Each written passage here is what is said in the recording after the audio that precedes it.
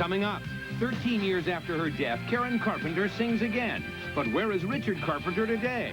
The surprising answer next on AJ. Long-lost recordings of Karen Carpenter have been released 13 years after her death. A dedication was found with the tapes. It was from Karen to the most important man in her life, her brother Richard. Jonathan Karsh has the story of what Richard Carpenter is doing today. Jonathan? Nancy, behind me is the home of Richard Carpenter. After Karen's death in 1983, Richard Carpenter mourned the family's wrenching loss and for a while vanished from public view. But where is he now? The answers come from close friends and confidants who say Richard Carpenter puts a brave face on a life rocked by terrible tragedy. It's kind of hard after a person passes away to just push something out afterwards. After Karen died, Richard lost his father, Harold.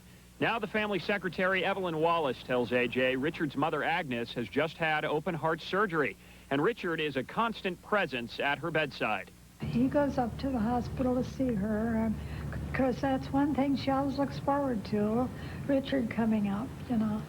Richard tried to put out a solo album, but it failed miserably. He has spent his time perfecting the repackagings of Carpenter's recordings. In Japan alone this year, a new greatest hits set outsold Mariah Carey and Celine Dion. We get people mailing us orders from all over the world. But the picture of Richard's personal life today remains upbeat. Richard Carpenter is still joyfully immersed in the world of music. He's up at the studios a lot. Richard has certainly grown a lot as a musician. He's a fine, fine arranger. Hal Blaine was the Carpenters' drummer at the peak of their popularity in the late 70s and early 80s. And today, Blaine is glad for Richard's tireless dedication to keeping the Carpenters' music timeless. Jenny Moko is a neighbor who knows Richard Carpenter as a loving family man. I know he does a lot of things with his children.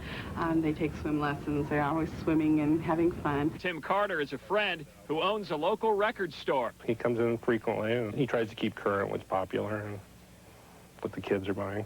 Through all the triumph and tragedy, the Carpenter family music legend endures. And Evelyn Wallace says, above all, that's what matters most. Long live the Carpenters.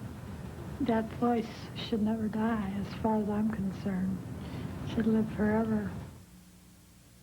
Ironically, Richard says that Karen didn't want to release her new songs 13 years ago because she was worried that people wouldn't like them.